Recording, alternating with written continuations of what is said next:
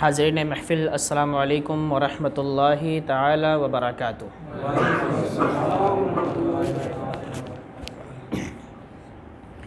الحمد للہ وکفی وسلام علی عبادہ الذین اصطفی، اما بعد فاعوذ باللہ من الشیطان الرجیم، بسم اللہ الرحمن الرحیم۔ لقد جاءکم رسول من انفسکم عزیز علیہ ما عنتم حریص علیکم بالمؤمنین رؤوف الرحیم۔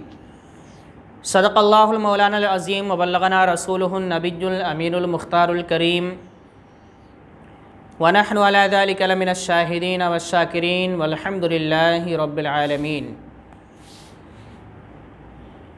آئیے کچھ عرض و معروضات پیش کرنے سے قبل سب سے پہلے آقا نامدار مدینے کے تاجدار احمد مجتبیٰ محمد مصطفیٰ صلی اللہ تعالیٰ علیہ وسلم کی مقدس بارگاہ میں درود شریف کا ہدیہ پیش کریں۔ الصلاۃ والسلام علیک یا رسول اللہ، الصلاۃ والسلام علیک یا حبیب اللہ، الصلاۃ والسلام علیک یا نور اللہ، صلی اللہ تعالی علیہ وسلم۔ میرے پیارے آقا صلی اللہ تعالی علیہ وسلم کے پیارے دیوانوں،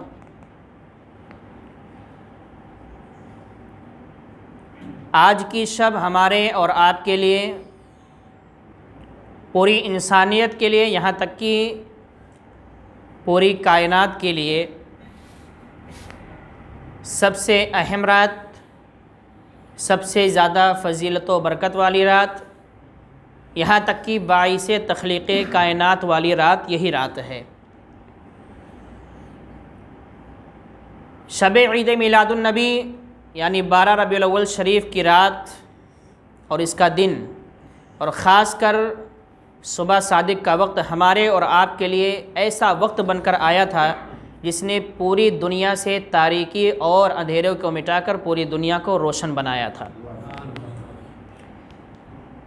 دنیا کا تاریک ہونا صرف اندھیروں سے نہیں ہوتا ہے، کبھی کبھی ایسا بھی ہوتا ہے کہ اجالا ہوتے ہوئے بھی تاریکیاں آ جایا کرتی ہیں۔ ہمارے اور آپ کے لیے تاریکی یہ نہیں ہے کہ سورج ڈوب جائے تو اندھیرا ہو گیا اور سورج نکل آئے تو اجالا ہو گیا۔ ہمارے اور آپ کے لیے تاریکی اور اصل اندھیرا وہ ہے جس دل میں، جس سینے میں نبی کی محبت نہیں موجود ہے، وہ اصل تاریکی ہے، وہ اصل اندھیرا ہے۔ اور جس دل میں نبی کی محبت موجود ہو، جس دل میں نبی کا پیار ہو، نبی کا عشق ہو، وہ اندھیرے میں بھی بیٹھا ہو تو وہ حقیقت میں اجالے میں بیٹھا ہوتا ہے، کیونکہ اندھیرے سے آدمی گمراہ نہیں ہوتا۔ جس دل میں نبی کی محبت نہیں ہوتی ہے وہ دل ہمیشہ گمراہ ہو جایا کرتا ہے۔ تو ہمارے اور آپ کے لیے حقیقت میں اندھیرا یہ اندھیرا نہیں ہے جو رات اور دن والا اندھیرا ہے کہ دن گیا تو رات آ گئی اور رات گئی تو دن آ گیا۔ جناب محمد الرسول اللہ صلی اللہ تعالیٰ علیہ وسلم کی ولادت، آپ کی پیدائش، آپ کا اس دنیا میں آنا، یہ ہمارے اور آپ اور ساری کائنات کی اس دنیا میں آنے کا سبب بنا۔ اگر رسول اعظم صلی اللہ علیہ وسلم کو دنیا میں بھیجنا مقصود نہ ہوتا تو اللہ ساری کائنات کو نہ بناتا، یہاں تک کہ چڑیا، چرندوں، پرند، بلکہ ایک چونٹی بھی نہیں بناتا۔ اور یہ ساری چیزیں صرف اس لیے بنائی گئی ہیں کہ سب جائیں اور میرے محبوب کا تذکرہ کریں، میرے محبوب کی بشارت دیں، میرے محبوب کے نام کا چرچا کریں، اور جب جس کا چرچا کیا جاتا ہے اس کو اخیر میں بھیجا جاتا ہے، چرچا کرنے والوں کو پہلے بھیج دیا جاتا ہے۔ جناب محمد الرسول اللہ صلی اللہ تعالی علیہ وسلم جب اس دنیا میں تشریف لاتے ہیں تو دنیا میں تشریف لانے کے بعد میں جو کارنامے آپ نے انجام دیے وہ تو ہم نے اور آپ نے دیکھا نہیں لیکن سنا ضرور ہے۔ لیکن دنیا میں آنے سے پہلے اگر کوئی کارنامہ انجام دے دے تو یہ بہت عجیب بات ہوا کرتی ہے، ہماری عقلیں ماننے کو تیار نہیں ہوتی ہیں۔ لیکن ایک بات ہمیشہ ذہن میں رکھیں کہ جس چیز کو عقل نہیں مانتی ہے، نبی سے اگر کوئی بھی ایسا کام صادر ہو جائے جس کو عقل قبول نہ کریں، ہماری سمجھ میں نہ آئے، وہی تو معجزہ کہلاتا ہے۔ اور اگر سمجھ میں آ جائے تو وہ ہماری طرح کام ہو جائے گا، معجزہ رہ نہیں جائے گا۔ معجزہ ہوتا ہی وہی ہے جو عام انسان کر نہیں سکتا، اور عام انسان کا عقل عام انسان کا دماغ جو ہے اسے قبول نہیں کر سکتا ہے۔ لیکن چونکہ ہم نبی سے محبت کرتے ہیں، اس لیے ہمیں عقیدہ رکھنا پڑتا ہے اور ماننا ہے، انکار بھی نہیں کر سکتے۔ انکار کیے تو پھر ایمان کا جنازہ نکل جائے گا۔ اور اسی طرح کا کوئی بھی کام اگر اولیاء کرام سے صادر ہو جائے جو ہماری اور آپ کی سمجھ میں نہ آئے اور انسان کے بس سے باہر ہو، کوئی ایسا کام کوئی انسان کر جائے تو ہم کہتے ہیں یہ اللہ کا ولی ہے اور یہ اس کی کرامت ہے، ہمیں اس کو ماننا ہی پڑے گا۔ انکار کر دیے تو خدا کی نشانی کا انکار ہو جائے گا۔ رسول اعظم صلی اللہ علیہ وسلم دنیا میں تشریف لائے، تشریف لانے سے پہلے آپ نے بے شمار معجزات دکھائے۔ اللہ نے آپ کو معجزات عطا نہیں کیا تھا، بلکہ آپ کو سر سے پاؤں تک معجزات بنا کر بھیجا تھا۔ یہ میرے نبی کی شان ہے۔ اور انبیاء کرام کی زندگی پر آپ غور کریں گے تو ان کے معجزات کتابوں میں مذکور ہیں۔ حضرت عیسیٰ علیہ السلام کا یہ معجزہ ہے، موسیٰ علیہ السلام کا یہ معجزہ ہے، لیکن محمد عربی کے بارے میں معجزہ پڑھتے چلے جاؤ گے، زندگی ختم ہو جائے گی، آپ کے معجزات ختم نہیں ہوں گے، کیونکہ جو سر سے پاؤں تک معجزہ بن کے آیا ہے اس کے معجزات کو سمجھنے کے لیے اس کی پوری زندگی کو پڑھنا پڑے گا۔ اور جب تک ہم اس کی پوری زندگی کو پڑھیں گے نہیں، یعنی جناب محمد الرسول اللہ صلی اللہ علیہ وسلم کو سمجھیں گے نہیں، جب تک آپ کے سارے معجزات کو ہم سمجھ ہی نہیں سکتے ہیں، ہم پڑھ ہی نہیں سکتے ہیں، ہم مان ہی نہیں سکتے ہیں۔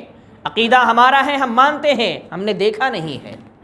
رسول اعظم صلی اللہ علیہ وسلم کی زندگی کو دیکھا نہیں، لیکن ہم نے پڑھا ہے، ہم نے سنا ہے، ہمارے اسلاف نے، ہمارے بڑوں نے، ہمارے بزرگوں نے ہمیں بتایا ہے، اور ہمیں محبت ہے، ہم قبول کرتے ہیں۔ قرآن میں آپ کا تذکرہ ہے۔ بس اتنا جان لیجئے کہ رسول اعظم صلی اللہ علیہ وسلم کی زندگی 40 سال تک جو گزرتی ہے قرآن کے بغیر گزرتی ہے۔ قرآن دنیا میں نہیں تھا۔ ہمارے اور آپ کے سامنے زندگی ہم کو گزارنا ہے اور کوئی اصول نہ ہو، کوئی ضابطہ نہ ہو، تو مطلب یہ ہوا کہ آپ جیسا چاہو ویسا چلو، کوئی روکنے والا نہیں، کوئی بولنے والا نہیں، کوئی ڈانٹنے والا نہیں، کوئی سمجھانے والا نہیں۔ اور جب ایک قانون آ جاتا ہے، ایک ضابطہ آ جاتا ہے تو راستہ ہم کو پتہ چل جاتا ہے، اس قانون کے حساب سے ہم چلیں تو ہم صحیح ہیں، اور قانون کی مخالفت کریں تو ہم غلط ہیں۔ 40 سال آپ کی عمر گزر جاتی ہے، 40 سال پورے ہوئے تو قرآن نازل ہونا شروع ہوا، ضابطہ شروع ہوا، قانون اترنا شروع ہوا۔ اس کے بعد جو زندگی گزری، چلو ٹھیک ہے، قرآن آتا گیا، حضور پڑھتے گئے، پڑھاتے گئے اور اس کے مطابق زندگی گزارتے گئے۔ لیکن سوال یہ پیدا ہوتا ہے کہ 40 سال تک جب کوئی قانون آپ کے سامنے نہیں تھا، کوئی ضابطہ آپ کے سامنے نہیں تھا، تو آپ نے کس قانون کے تحت اپنی زندگی گزاری تھی؟ کیا 40 سال سے پہلے والی آپ کی زندگی شریعت کے خلاف تھی، قرآن کے خلاف تھی، اسلام کے خلاف تھی؟ یہ سوال پیدا کرنے والے پیدا کرتے ہیں، اسی وجہ سے وہ کہتے ہیں کہ نبوت ہی 40 سال کے بعد ملی ہے۔ ان کو یہ نہیں معلوم کہ جبریل امین رسول اعظم صلی اللہ علیہ وسلم کی بارگاہ میں حاضر ہوئے۔ رسول اعظم نے پوچھا، ہے جبریل یہ بتاؤ تمہاری عمر کتنی ہے، تمہاری عمر کتنی ہے؟ تو جبریل امین نے عرض کیا، یا رسول اللہ عمر تو نہیں معلوم، لیکن چوتھے حجاب میں ایک ستارہ 70,000 سال کے بعد چمکتا تھا، میں نے اسے 72,000 مرتبہ دیکھا ہے۔ 70,000 سال کے بعد ایک ستارہ چمکا کرتا تھا، اور اس ستارے کو جبریل امین نے 72,000 مرتبہ دیکھا ہے۔ فرماتے ہیں کہ میری عمر کا اندازہ اس سے لگایا جا سکتا ہے کہ میں کتنے عمر والا ہوں۔ آپ اس کو اندازہ لگاؤ گے تو میرے حساب سے یہ 5 ارب 4 کروڑ کچھ جاتا ہے۔ یہ اس وقت عمر جبریل امین کی تھی جب ابتدائی میں حضور صلی اللہ علیہ وسلم کے پاس آپ تشریف لائے اور آپ نے سوال کر لیا۔ تو رسول اعظم صلی اللہ علیہ وسلم نے جبریل سے فرمایا، اے جبریل، جس ستارے کو تم نے 72,000 مرتبہ دیکھا اور 70,000 سال کے بعد چمکا کرتا تھا، وہ ستارہ کوئی اور نہیں، وہ ستارہ میں ہی ہوں جو تمہارے سامنے بیٹھا ہوں۔ اس سے پتہ یہ چلا کہ رسول اعظم صلی اللہ علیہ وسلم آنے میں تو اخیر میں آئے، لیکن تخلیق کائنات میں سب سے پہلے ہے، یہاں تک کہ رسول اعظم صلی اللہ علیہ وسلم فرماتے اول ما خلق اللہ نوری، سب سے پہلے اللہ نے میرے نور کو بنایا، وانا من نور اللہ، اور میں اللہ کے نور سے ہوں، وکل الخلائق من نوری، اور ساری کائنات میرے نور سے بنائی گئی ہے۔ یہ میرے نبی کی شان ہے، اور فرماتے ہیں کہ میں اس وقت بھی نبی تھا جب آدم مٹی اور پانی کے درمیان میں تھے، یعنی جب آپ کا جسم بن رہا تھا تو اس وقت بھی حضور موجود تھے۔ سمجھنے والوں نے سمجھا، ماننے والوں نے مانا، لیکن ہم نے کہا نا جن کا دل تاریک ہے انہوں نے نہ سمجھا اور نہ مانا۔ یہی وجہ ہے کہ وہ ابو جہل کی لسٹ میں گئے، اس نے ساری چیزوں کو اپنی نگاہوں سے دیکھ کے نہ مانا۔ آج تو لوگ بغیر دیکھے انکار نہ کریں، ان کی کیا بات کر سکتے ہیں؟ ساری چیزوں کو اس نے نگاہوں سے دیکھا، چیلنج کیا کہ آپ ایسا کرو تو ہم مان لیں گے نبی ہو۔ حضور نے ویسا بھی کر کے دکھایا، لیکن کرسی نہیں چھوڑنا تھا، اس لیے کہہ دیا آپ جادوگر ہو، جادو چلا رہے ہو۔ تو کرسی بڑی خطرناک چیز ہوتی ہے جو انسان کو اندھا کر دیتی ہے، انسان کے کان ہوتے ہوئے بھی انسان بہرا ہو جاتا ہے، منہ میں زبان ہوتے ہوئے وہ گونگا ہو جائے گا، آنکھوں میں بینائی ہوتے ہوئے وہ اندھا ہو جائے گا، اس کو حق دکھے گا نہیں۔ بہرحال رسول اعظم صلی اللہ علیہ وسلم اس دنیا میں تشریف لانے سے پہلے اربوں خربوں سال پہلے اللہ نے آپ کے نور کو بنایا، اور اسی نور سے اللہ نے ساری کائنات کو بنایا۔ تخلیق میں، ولادت میں آپ حضرت آدم سے ابراہیم، ابراہیم سے حضرت اسماعیل کی اولاد میں ہیں، لیکن حقیقت یہ ہے کہ یہ سارے کے سارے تخلیق میں آپ سے بعد میں ہے، تخلیق میں آپ پہلے ہیں۔ ولادت میں، دنیا میں آنے کے اعتبار سے رسول اعظم سب سے اخیر میں آئے، لیکن تخلیق یعنی بناوٹ کے اعتبار سے رسول اعظم سب سے پہلے ہیں۔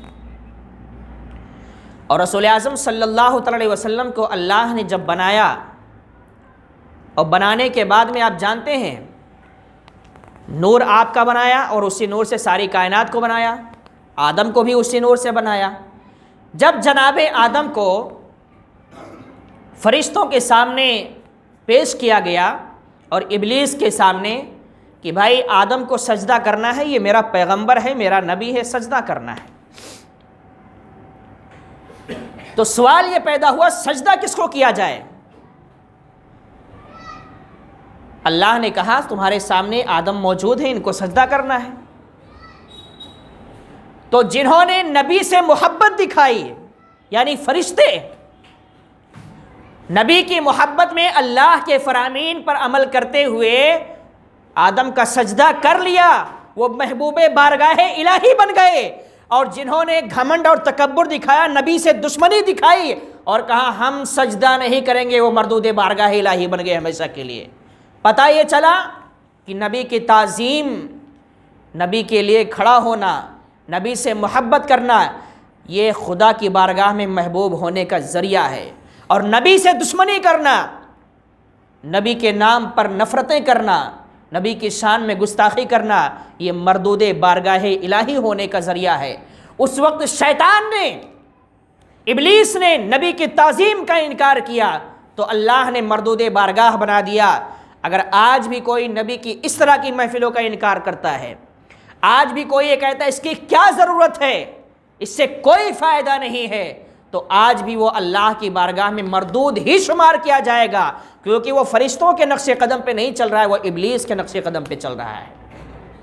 اور آپ کو ایک اہم بات بتاتا چلوں، ہم نے اور آپ نے یہی سنا ہے نا کہ اللہ نے فرشتوں کو حکم دیا کہ آدم کو سجدہ کرو، لیکن اس میں بہت گہرائی ہے۔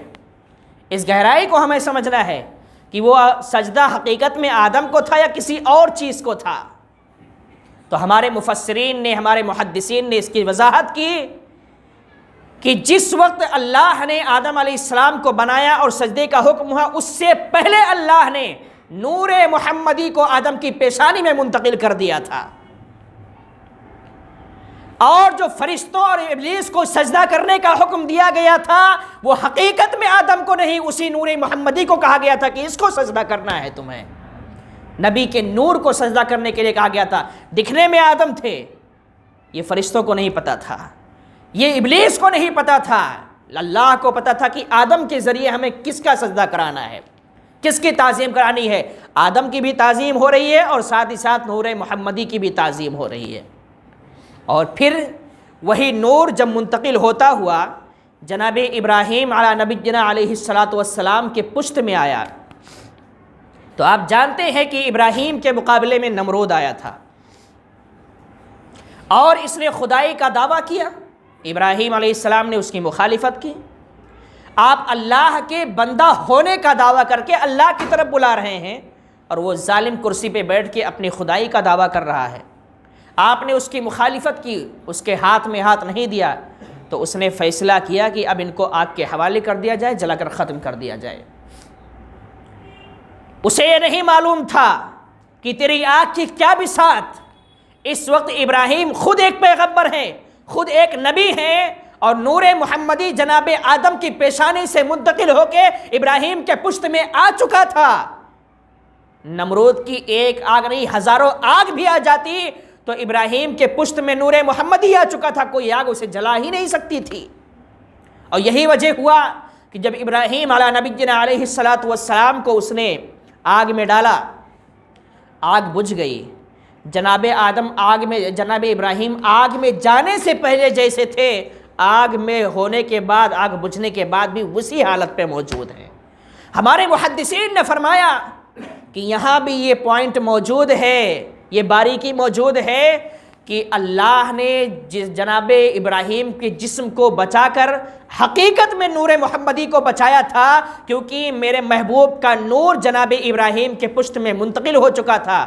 یہی وجہ ہم کہتے ہیں کہ رسول اعظم صلی اللہ علیہ وسلم ابراہیم پھر اسماعیل علیہ السلام کی اولاد میں سے ہیں۔ اس سے پہلے کسی نبی کے لیے یہ نہیں ہوا کہ اس کو آگ میں ڈالا گیا ہو اور وہ بچ گیا ہو، یہ نوبت ہی نہیں آئی۔ یہاں نور محمدی کی فضیلت کو بیان کرنا مقصود تھا، محبوب خدا صلی اللہ تعالی علیہ وسلم کے مقاصد کو، ان کے مرتبے کو بیان کرنا مقصود تھا۔ اور جب وہی نور محمدی جناب ابراہیم کی پشت سے منتقل ہو کے جناب اسماعیل علیہ السلام کی پشت میں آیا، تو آپ جانتے ہیں اسماعیل علیہ السلام کے ساتھ بھی حادثہ ہوا، قربانی کا حکم ہوا۔ ابراہیم علیہ السلام قربانی کرنے کے لیے آپ کو لٹا دیتے ہیں، چھری چلاتے ہیں، چھری پلٹ جاتی ہے، نہیں۔ کیوں؟ چھری کو معلوم تھا کہ یہ دکھنے میں اسماعیل ہے، لیکن حقیقت میں اس کے پشت میں محمد مصطفیٰ کا نور موجود ہے۔ اس چھری کو بھی معلوم تھا کہ میں اگر اسماعیل کے گلے پہ چلتی ہوں تو حقیقت میں نور محمدی کے اوپر چل جاؤں گی، اس لیے اس نے اپنا پایا پلٹ دیا، اور اللہ نے دیکھا کہ یہ چھری بھی میرے محبوب کی فضیلت کو سمجھتی ہے، میرے نبی کی فضیلت کو سمجھتی ہے۔ نور محمدی اسماعیل علیہ السلام کے پشت میں منتقل ہو چکا تھا، چھری نے جواب دے دیا کہ میں یہ کام نہیں کر سکتی۔ اللہ نے کہا ٹھیک ہے، میرا امتحان لینا مقصود تھا، میں نے امتحان لے لیا۔ اور پھر وہی نور جو ہے منتقل ہوتا ہوا جناب عبداللہ کے پشت میں آیا، جناب عبداللہ کے پشت سے ہوتا ہوا جناب آمنہ کے شکم میں گیا۔ اب وہ جب شکم مادر میں وہ نور پہنچا، یعنی نور محمدی، تو آپ جانتے ہیں کہ حضور صلی اللہ علیہ وسلم کے ساتھ کیا کیا حادثات ہوئے۔ ماں کے شکم میں تھے، باپ کا انتقال ہو گیا، 6 سال کے ہوئے ماں کا انتقال ہو گیا، 8 سال کے ہوئے دادا کا انتقال ہو گیا۔ یہ سارے واقعات آپ کے ساتھ ہوتے چلے آئے۔ بہرحال جناب آمنہ خود فرماتی ہیں کہ میرا بیٹا میرے شکم میں تھا تو ولادت سے پہلے ایسے ایسے عجائب منکشف ہو رہے تھے کہ مجھے خود ہی سمجھ میں نہیں آ رہا تھا کہ میرے ساتھ ہو کیا رہا ہے۔ اور آپ فرماتی ہیں کہ دوسری مائیں جب بچے کو جنم دیتی ہیں تو انہیں جنم سے پہلے اور جنم کے وقت بہت تکلیف ہوتی ہے، لیکن جب میرا بیٹا میرے پیٹ میں 9 مہینے تھا مجھے کوئی احساس نہیں ہوا، یہاں تک کہ پیدا ہوا، دنیا میں تشریف لایا تو بھی مجھے درد کا کوئی احساس نہیں ہوا، جیسے میں پہلے تھی ویسے اب بھی محسوس کر رہی تھی۔ اور جناب آمنہ فرماتی ہیں کہ جب میرے بچے کی ولادت کا وقت قریب ہوا تو میرے گھر میں کچھ عورتیں آ گئیں، مجھے نہیں معلوم یہ کون ہے، مجھے نہیں معلوم انہیں کس نے بھیجا ہے، اور انہیں کیسے معلوم کہ میرے گھر میں بچے کی ولادت ہونے والی ہے۔ وہ عورتیں چند عورتیں تھیں، اس میں آپ نے پوچھا کہ آپ کون ہو، تو ساری عورتوں نے اپنا اپنا تعارف بیان کیا۔ پہلی عورت نے کہا کہ میں فرعون کی بیوی آسیہ ہوں۔ حضرت آسیہ رضی اللہ تعالیٰ عنہ، فرعون کہا گیا لیکن یہ جنتی ہیں۔ دوسری عورت نے کہا میں عیسیٰ علیہ السلام کی والدہ حضرت مریم ہوں۔ اور تیسری عورت نے کہا میں اسماعیل علیہ السلام کی والدہ حضرت ہاجرہ رضی اللہ تعالیٰ عنہ ہوں۔ اور ان تینوں نے کہا کہ ان تینوں کے علاوہ، یعنی میرے تینوں کے علاوہ جتنی عورتیں ہیں یہ سب جنت کی حوریں ہیں جو محمد عربی کا استقبال کرنے کے لیے آئی ہیں اور آپ کے دکھ میں ہاتھ بٹانے کے لیے جنت سے تشریف لائی ہیں۔ رسول اعظم صلی اللہ تعالیٰ علیہ وسلم کی ولادت سے پہلے ہی اللہ نے جنت کی حوروں کو بھیج دیا تھا کہ جاؤ، آمینہ اکیلی ہے، ولادت کے وقت سہارا چاہیے، اسے کوئی دنیا کی عورت سہارا نہیں دے گی، تمہیں جانا ہے اور جنت سے جانا ہے، جنتی عورتیں اور جنتی حوروں کے ساتھ جانا ہے اور انہیں تسلی دینا ہے، ان کے ہاتھ بٹانا ہے۔ بہرحال رسول اعظم صلی اللہ علیہ وسلم تشریف لائے، آپ کی ولادت ہوئی۔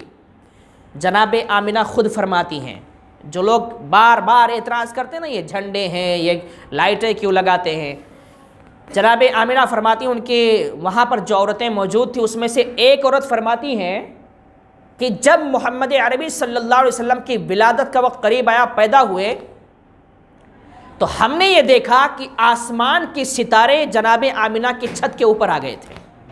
غور کیجئے گا، جناب آمینہ کے چھت کے اوپر آ گئے، یعنی سر کے اوپر آ گئی بالکل۔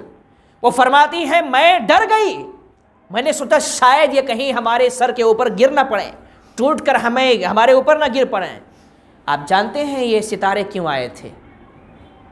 یہ کس لیے آئے تھے؟ نبی کریم صلی اللہ علیہ وسلم کی ولادت کا وقت جو تھا صبح صادق کا وقت، اندھیرے کا وقت، دنیاوی اعتبار سے اندھیرے کا وقت ہوتا ہے، روشنی کی ضرورت تھی۔ اس وقت قمقمے نہیں تھے، اس وقت یہ بلب نہیں تھے، اس وقت یہ لائٹیں نہیں تھیں، کوئی انتظام کرنے والا بھی نہیں تھا۔ اللہ نے سوچا میرا محبوب جا رہا ہے، میرا محبوب دنیا میں تشریف لے جا رہا ہے، تو میری ہی ذمہ داری ہے اس کے لائٹوں کا بھی انتظام کر دینا۔ تو اس نے کیا کیا، آسمان کے ستاروں کو حکم دیا کہ جاؤ اور آمینہ کی چھت کے اوپر منڈلاتے رہو اور روشنی کر دو تاکہ آمینہ کو کسی قسم کی تکلیف نہیں ہونی چاہیے۔ تو رسول اعظم کا میلاد مناتے ہوئے اللہ نے خود رسول اعظم کی ولادت پر لائٹوں کا انتظام ستاروں کے ذریعے کیا تھا۔ آج ہم وہی کر رہے ہیں، فرق یہ ہے کہ ہم ان ستاروں کو توڑ کر نہیں لا سکتے، حالات بدلے، طریقے بدلے، چیزیں بدلیں تو قمقمے آگے۔ وہی قمقمے اگر ہم اپنے گھروں پر حضور کی محبت میں، ولادت کی خوشی میں لگا دیں تو جنازہ کیوں نکلتا ہے؟ نہیں نکلنا چاہیے، بلکہ یہ محبت کی پہچان ہے، یہ محبت کی دلیل ہے۔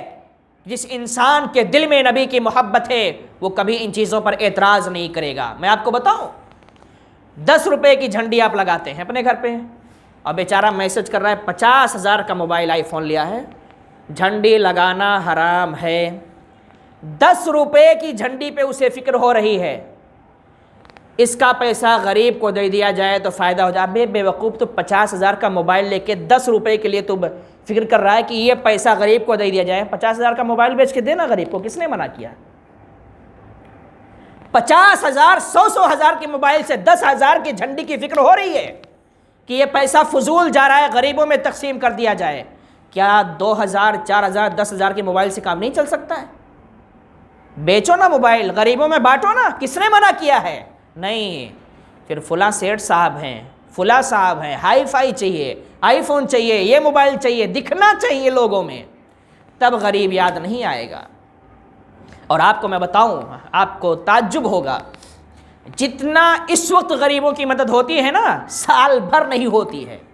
نبی کے میلاد کے موقع پہ جس قدر غریبوں کی مدد کی جاتی ہے، جہاں ماحول نہیں ہے وہاں نہیں ہے، جہاں ماحول ہے جا کے دیکھو۔ آج ہاسپٹلوں میں چکر لگاؤ، الگ الگ تنظیمیں، الگ الگ تحریکیں میلاد صرف جلوس اور میلاد پروگرام کر کے نہیں مناتی ہیں، لاکھوں اربوں کھربوں روپے وہ ہاسپٹل میں مریضوں کو دے کر آتی ہیں، ان کے کھانے پینے کا انتظام، بیواؤں کا سہارا، یہ ساری چیزیں اس میلاد کے موقع پر کرتی ہیں۔ اور ہم نے کہا تھا کہ اس طرح کی محفلیں ایک علامت تو ہیں، لیکن حقیقت میں میلاد نبی کی تعلیمات پر عمل کرنے والا ہوتا ہے۔ نبی نے جن چیزوں کی تعلیم ہم کو دی ہے وہ کام ہم کریں گے، حقیقت میں وہی میلاد ہے۔ اور غریب ہمیں پورے سال یاد رہتا ہے، اور اس مہینے بلکہ ان تاریخوں میں اور زیادہ یاد رہتا ہے۔ بہرحال رسول اعظم آئے ہی تھے غریبوں کا سہارا بن کے، غریبوں کا سہارا بن کے آئے ہی تھے۔ جب وہ غریبوں کا سہارا بن کے آئے ہیں اور ان کی ولادت کی خوشی میں ہم غریبوں کو بھول جائیں تو یہ ولادت کی خوشی نہیں ہے، یہ میلاد نہیں ہے، غریبوں کو یاد رکھنا ہے۔ رسول اعظم دنیا میں تشریف لائے رحمت للعالمین بن کے، رحمت للعالمین بن کے تشریف لائے، تو ہمیں کسی کے لیے زحمت نہیں بننا ہے، لوگوں کے لیے آسانیاں پیدا کرنا ہے، لوگوں کی مصیبتیں دور کرنا ہے، لوگوں کی تکلیفیں دور کرنا ہے۔ کیوں؟ نبی آئے تھے تکلیفیں دور کرنے کے لیے، تو ہمیں ان دنوں میں تکلیف بڑھانا نہیں ہے، دور کرنا ہے۔ جناب محمد الرسول اللہ صلی اللہ علیہ وسلم، جناب آمنہ کے گھر میں آپ کی ولادت ہو گئی۔ حضرت آمنہ فرماتی ہیں میں نے اپنی نگاہوں سے دیکھا، غور کیجئے گا، فرماتی ہیں کہ میری نگاہوں کے سامنے سے سارے پردے ہٹا دیے گئے، اور میں نے دیکھا کہ جبریل امی 3 جھنڈی لے کر آتے ہیں، ایک مشرق میں لگایا، ایک مغرب میں لگایا، اور ایک خانہ کعبہ کی چھت پہ لگایا۔ خانہ کعبہ کس کا گھر ہے؟ اللہ کا گھر ہے نا۔ نبی کی ولادت پہ خدا نے اپنے گھر پہ جھنڈا لگایا ہے۔ یار جھنڈا لگانے پہ اعتراض کس چیز کا ہے؟ ہم لگائیں تو تکلیف ہے، یہاں تو خدا خود نبی کا میلاد منا رہا ہے کہ میرا محبوب گیا ہے، اس کی خوشی میں خانہ کعبہ میرا گھر ہے، میں جھنڈی لگاتا ہوں۔ اعتراض کرو کہ اے اللہ تو بدعت کر رہا ہے، کیوں کیا تو نے ایسا؟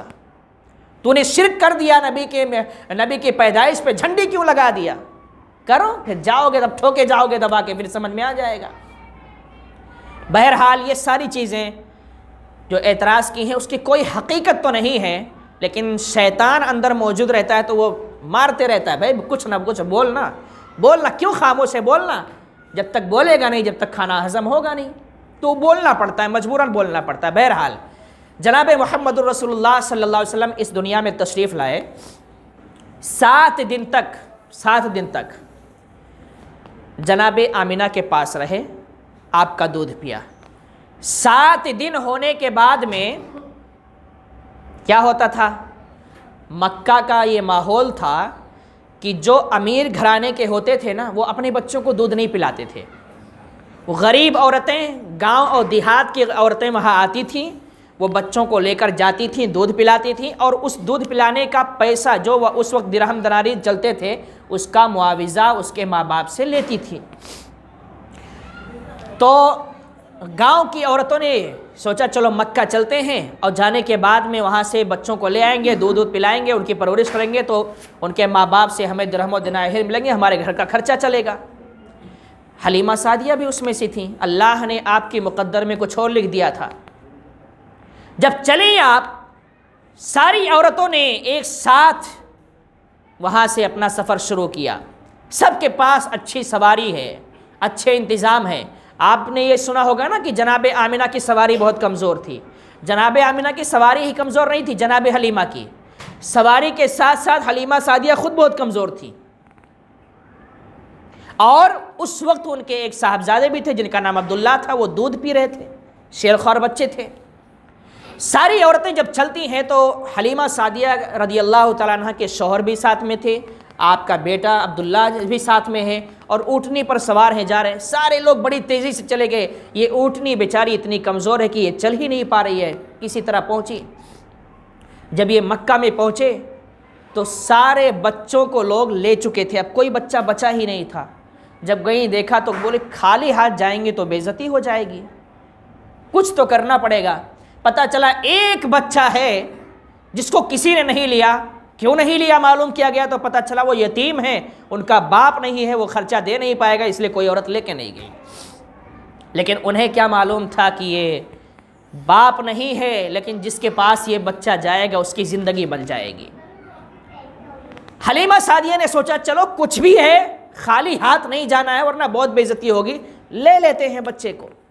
اپنے شوہر سے مشورہ کیا، شوہر نے پہلے انکار کر دیا کہ نہیں، کیا کرو گی، جب باپ نہیں ہے تو کون تمہیں خرچے دے گا، تم دودھ پلاؤ گی، پرورش کرو گی، خرچے کون دے گا؟ حلیمہ سعدیہ نے کہا کہ نہیں، لے لیتے۔ جب حلیمہ سعدیہ گئیں تو جناب محمد الرسول اللہ صلی اللہ علیہ وسلم سو رہے تھے اور آپ کا ہاتھ، دونوں ہاتھ آپ کے سینے پر ایسے رکھا ہوا تھا۔ آپ جاتی ہیں، دیکھتی ہیں، پہلی نظر میں رسول اعظم کی محبت آپ کے دل میں بیٹھ گئی۔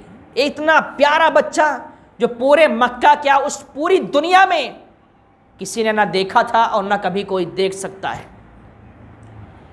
جناب حلیمہ سعدیہ تھوڑی سی آواز کرتی ہیں، حضرت آمینہ سے بات کرنا چاہتے ہیں کہ جناب رسول اعظم کی نگاہ پڑتی ہے اور مسکرانے لگتے ہیں حلیمہ سعدیہ رضی اللہ تعالیٰ عنہا کو دیکھ کر۔ مسکرائے، آپ نے ان کی مسکراہٹ کو دیکھا، ان کی نزاکت کو دیکھا، ان کی شرافت کو دیکھا، محبت ایسی بیٹھ گئی کہ اپنے شوہر سے کہا کچھ بھی ہو جائے اس بچے کو لے کر ہی جانا ہے۔ حضرت آمینہ سے آپ نے بات کیا، آپ کے دادا موجود تھے حضور صلی اللہ علیہ وسلم کے، ان سے بات کیا، دونوں نے کہا ٹھیک ہے اگر آپ لے جانا چاہتی ہیں تو ہماری طرف سے اجازت ہے۔ حضرت حلیمہ سعدیہ نے ان کو تو لے لیا اور لینے کے بعد میں وہیں پر مکے میں وہ 3 دن تک رکی رہیں، 3 دن تک ساری عورتیں رکی رہیں جو گئی تھیں بچے لینے کے لیے۔ اب جب یہ مشورہ ہوا کہ چلو اب اپنے اپنے گھر چلتے ہیں تو حلیمہ سعدیہ بتاتی ہیں کہ جس وقت میں نے اپنے بچے کے ساتھ میں جناب محمد الرسول اللہ کو اپنی گود میں لیا تو سب سے پہلے میں نے گود میں لیتے ہی انہیں دودھ پلایا، کیونکہ ذمہ داری میری وہی تھی، اسی لیے ہم لے ہی رہے تھے۔ فرماتی ہے میں اتنی کمزور تھی، اتنی لاغر تھی کہ میرے ایک بیٹے کو دودھ پلانے کے لیے میرے جسم میں خون نہیں بچا تھا، لیکن محمد عربی گود میں آتے ہی اللہ نے ایسی برکت عطا کی کہ آپ کو داہنے پستان کا دودھ پلایا، آپ کا پیٹ بھر گیا۔ جب میں نے بائیں پستان پہ آپ کو لگانا چاہا تو آپ نے چہرہ ہٹا لیا۔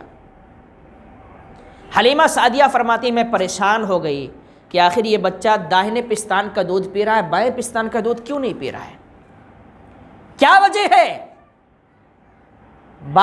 اس وقت تو آپ کو وجہ سمجھ میں نہیں آئی، لیکن جب گھر لے کے گئی اور معجزات ظاہر ہوئے تو فرماتی ہیں میں سمجھ گئی کہ یہ کوئی معمولی بچہ نہیں ہے، یہ اللہ کا نبی اور پیغمبر ہے۔ اسی وجہ سے اس نے انصاف کیا تھا کہ ایک ہی پستان پر میرا حق ہے، دوسرے پستان پر میرے رضائی بھائی عبداللہ کا حق ہے، میں اس پہ اپنا منہ نہیں لگا سکتا ہوں۔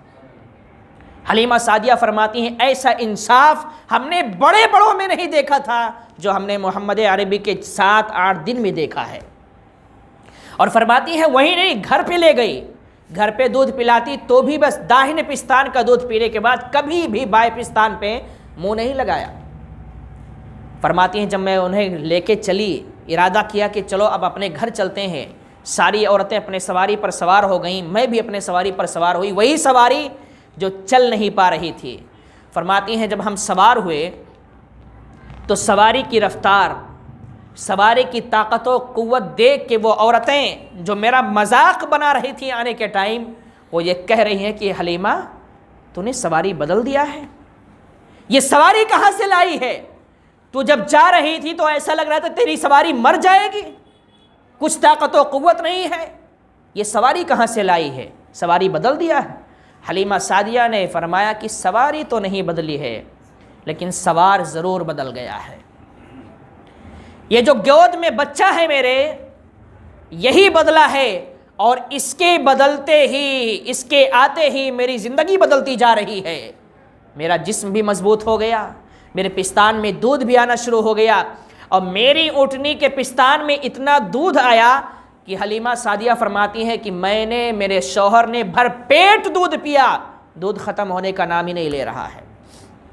اور جب رفتار وہ بنی حلیمہ سعدیہ کی سواری کی تو سب سے آگے نکلتی جا رہی ہیں، سب سے آگے نکلتی جا رہی ہیں، اپنے گھر پہنچی۔ گھر پہنچنے کے بعد اور برکات ظاہر ہوئے اور معجزات ظاہر ہوئے۔ حضرت حلیمہ سعدیہ فرماتی ہیں کہ آہستہ آہستہ اس بچے کی جو خصوصیات تھی وہ پورے گاؤں میں پھیل گئی کہ حلیمہ سعدیہ جو بچہ لے کر آئی ہیں وہ کوئی معمولی بچہ نہیں ہے، کوئی معمولی بچہ نہیں ہے، بہت ہی برکت والا بچہ ہے۔ تو لوگ دیکھنے کے لیے آ رہے ہیں، عورتیں آ رہی ہیں، مرد آ رہے ہیں، بوڑھے آ رہے ہیں، بچے آ رہے ہیں۔ حلیمہ سعدیہ فرماتی ہیں جو ایک مرتبہ میرے بچے کو دیکھ کر جاتا یا جاتی، اس کے دل میں آپ کی محبت بیٹھ جاتی، وہ دوبارہ خواہش کرتی کہ میں ضرور جاؤں گی دیکھنے کے لیے۔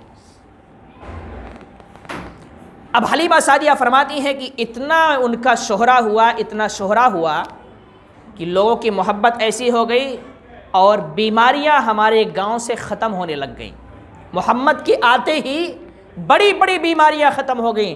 فرماتی ہیں کہ جب کسی کا بچہ بیمار ہو جائے، کسی کا جانور بیمار ہو جائے، کسی کا کوئی بھی انسان، کوئی بھی جانور بیمار ہو جائے تو اب کوئی ڈاکٹر اور حکیم کو نہیں ڈھونڈتا تھا، جاؤ حلیمہ سعدیہ کے بچے کا ہاتھ اس کے جسم پہ لگا دو، شفا پا جائے گا۔ فرماتی ہے کہ کوئی بھی بڑی سے بڑی بیماری لے کر میرے گھر پہ آتا، محمد عربی کا دستے شفقت اس کے جسم پہ لگا دیا جاتا، ساری بیماری دور ہو جاتی اور گھر چلا جایا کرتا تھا۔ حضرت حلیمہ سعدیہ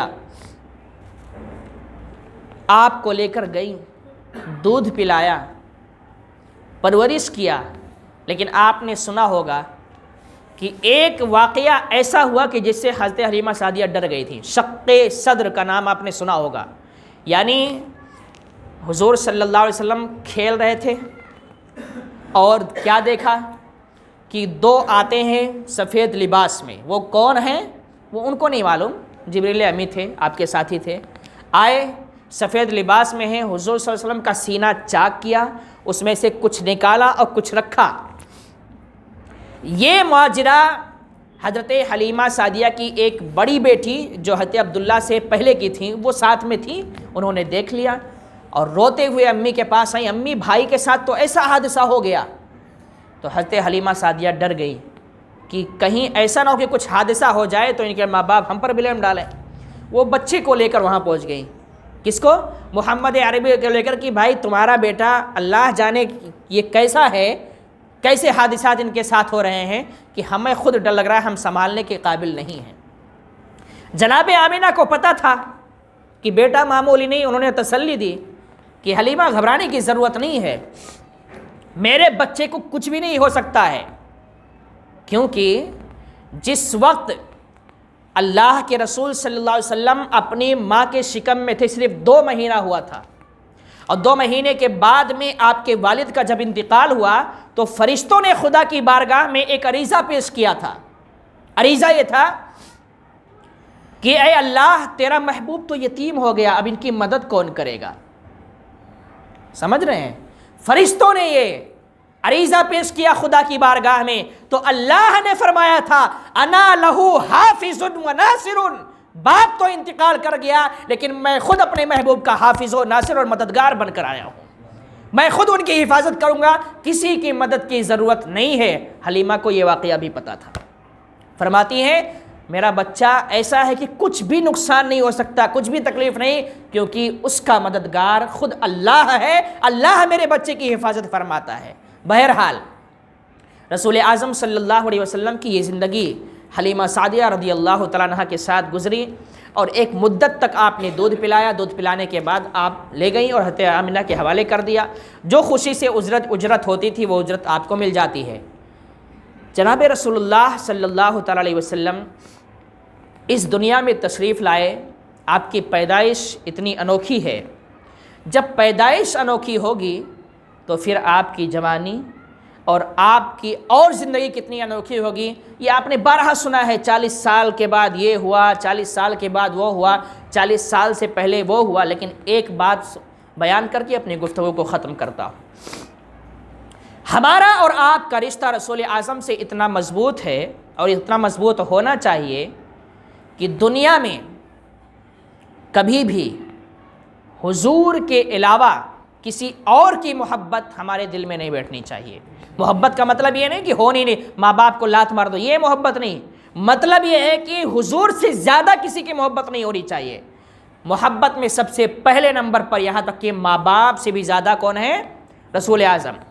کیونکہ خود رسول اعظم نے فرمایا، بخاری شریف کی حدیث ہے، لا یؤمن احدکم حتی اکون احب الیہ من والدہ وولدہ والناس اجمعین، کہ تم میں سے کوئی بھی اس وقت تک مسلمان ہو ہی نہیں سکتا جب تک میں اس کے نزدیک اس کی اولاد، اس کے ماں باپ اور تمام لوگوں سے زیادہ پیارا نہ ہو جاؤں۔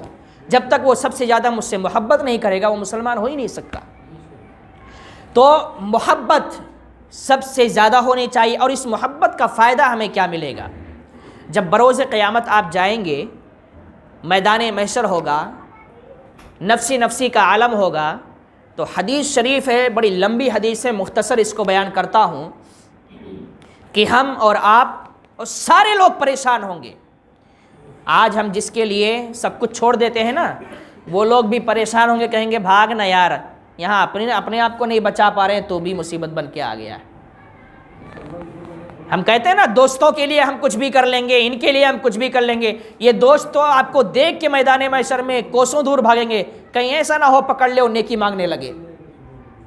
جہاں سارے لوگ ہاتھ اٹھا دیں گے، یہاں تک کہ جناب آدم سے لے کر عیسیٰ علیہ السلام تک انبیاء کرام بھی یہ کہہ دیں گے بھیا جاؤ کہیں اور، ہم اپنے اپنے میں پریشان ہیں، کہیں اور جاؤ۔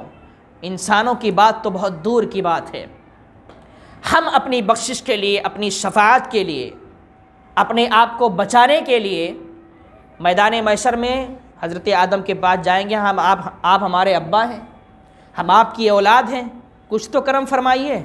فرمائیں گے اذهبوا الی غیری، کرم جتنا کرنا تھا دنیا میں ہم نے کر دیا، آج جاؤ کہیں اور کرم ہونے والا ہے، کسی اور کے پاس جاؤ۔ ہم روتے ہوئے آئے ابراہیم علیہ السلام کی بارگاہ میں، حضور آپ کچھ کرم فرمائیں، اذهبوا الی غیری، بھیا کہیں اور جاؤ۔ جناب یوسف کی بارگاہ میں آئے، جناب یحییٰ کی بارگاہ میں آئے، جناب زکریا کی سب کی بارگاہ میں گئے، سب نے ایک ہی جواب، اذهبوا الی غیری۔ قیامت کا دن جو ہے نا، یہ جو فرمایا گیا نا کہ وہ قیامت کا دن اللہ کو پتہ ہے کہ کون جنتی ہے کون جہنمی ہے، پھر یہ قیامت میں حساب و کتاب، میزان و عمل، یہ سب کرنے کی ضرورت کیا ہے؟ اس کو معلوم ہے کون جنتی ہے، ڈائریکٹ جنت میں ڈال دے، اس کو معلوم ہے کون جہنمی ہے، ڈائریکٹ جہنم میں ڈال دے۔ یہ سب کرنے کی ضرورت کیا ہے؟ قیامت کا دن برپا کرنا، میدان محشر کا دن لانا، یہ سب کرنے کی ضرورت کیا ہے؟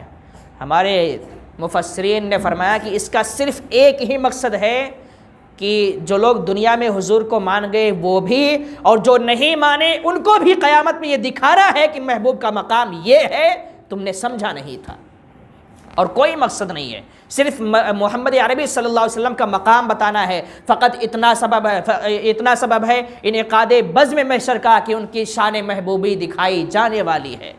انعقاد بزم محشر کا مقصد صرف یہ ہے کہ محبوب کی شان دکھائی جائے کہ ان کی شان ہے کیا، جو مان گئے تھے وہ تو ٹھیک ہے، جو نہیں مانے وہ بھی دیکھ لیں شان کیا ہے۔ ہم گئے ابراہیم کی بارگاہ میں، ہم گئے اسماعیل علیہ السلام کی بارگاہ میں، کرم کیجئے، اذهبوا الی غیری۔ موسیٰ علیہ السلام کی بارگاہ میں آئے، آپ کچھ کرم کیجئے، اذهبوا الی غیری۔ روتے روتے پسینے میں شرابور ہیں، گناہوں سے تڑپ رہے ہیں، کوئی مدد کرنے والا نہیں ہے، دوڑتے ہوئے عیسیٰ علیہ السلام کی بارگاہ میں گئے، سرکار آپ کو اللہ نے بے شمار معجزات عطا فرمائے تھے، آپ کو اللہ نے بہت ساری چیزوں سے نوازا ہے، آپ کچھ کرم فرما دیجئے۔ تو وہ یہ اتنا ضرور بتا دیں گے کہ راستہ کہاں ہے اور کہاں جانا ہے۔ فرمائیں گے اذهبوا الی محمد صلی اللہ علیہ وسلم، بھٹکو مت، بھٹکو گے تو سارے انبیاء کے پاس جا کے ایک ہی جواب ملے گا، اذهبوا الی غیری۔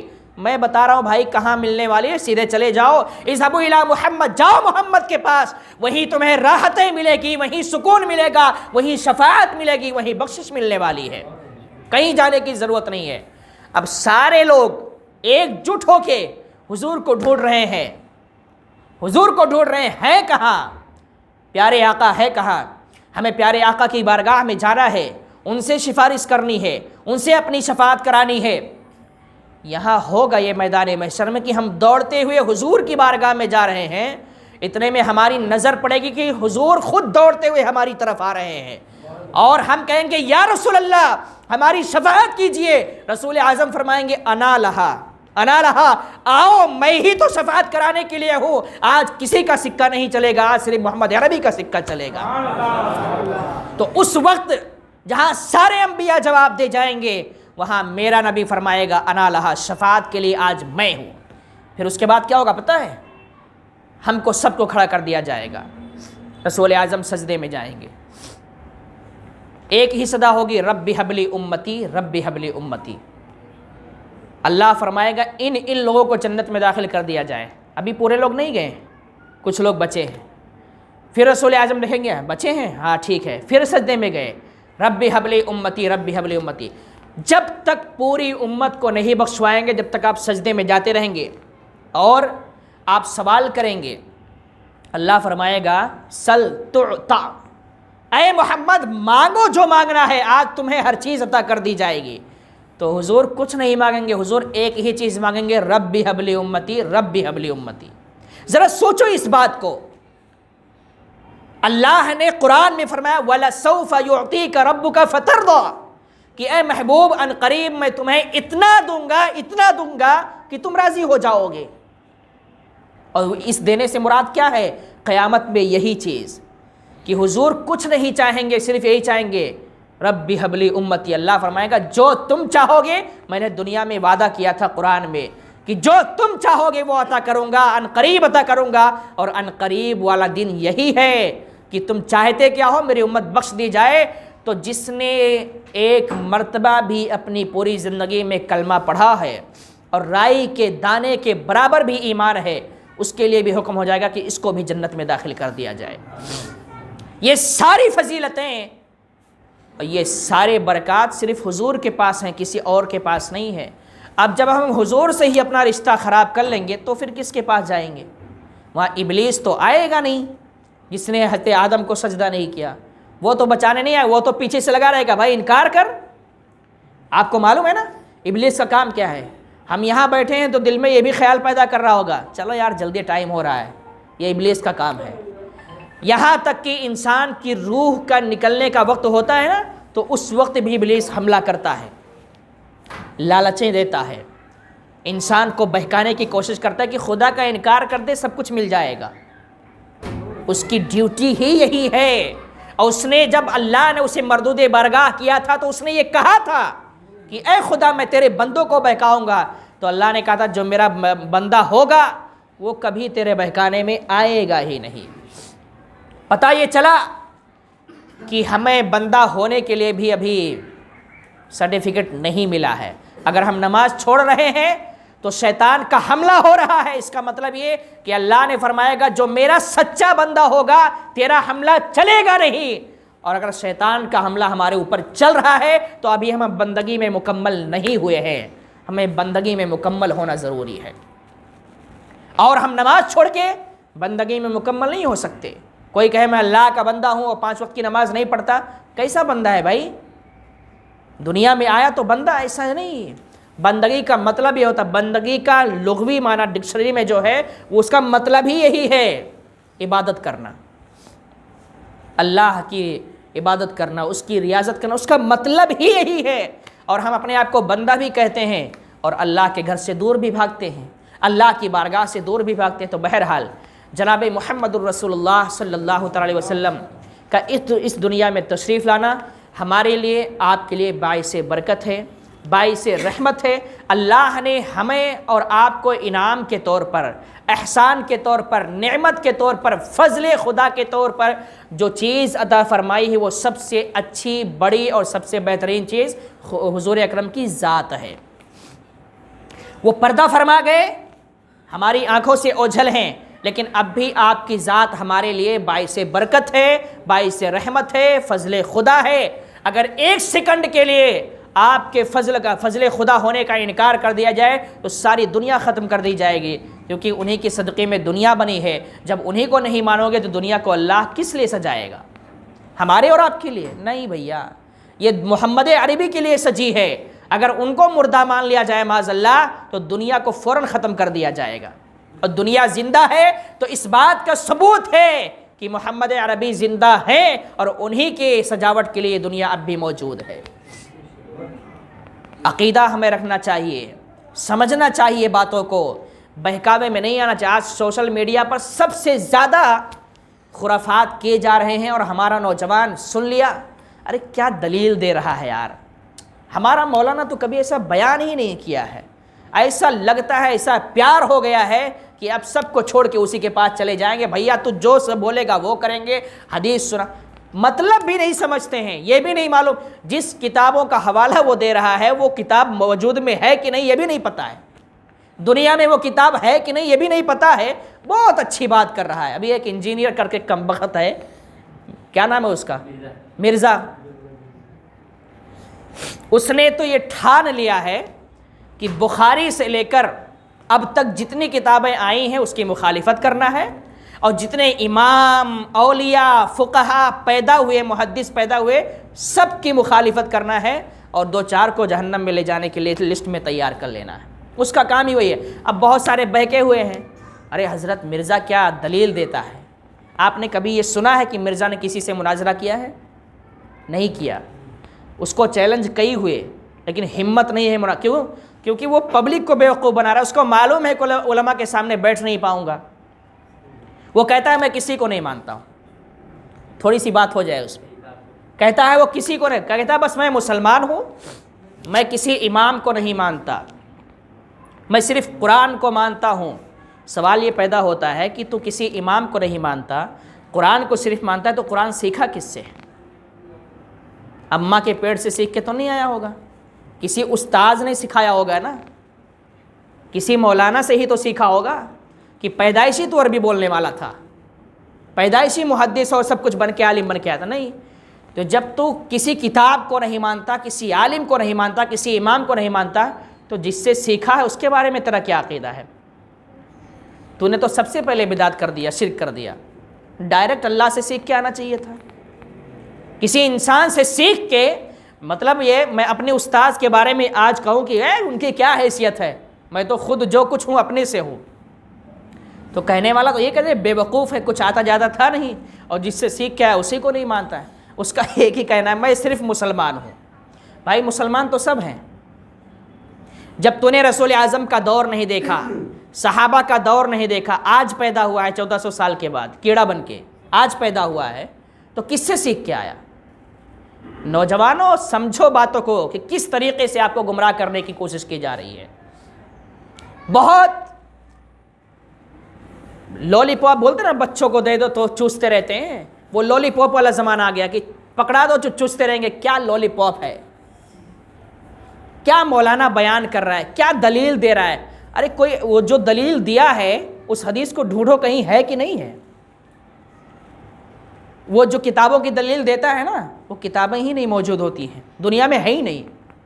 اسی لیے وہ اسی باتیں بولتا ہے کہ کہیں پاؤ گے نہیں. کسی مولانا کے پاس جاؤ گے تو بھیا مجھے پتہ ہی نہیں، تو ہوگا کیا؟ جب اسے پتہ نہیں تو یار اس کو پتہ ہے، کتنا بڑا مولانا، کتنا جانکار ہے یہ.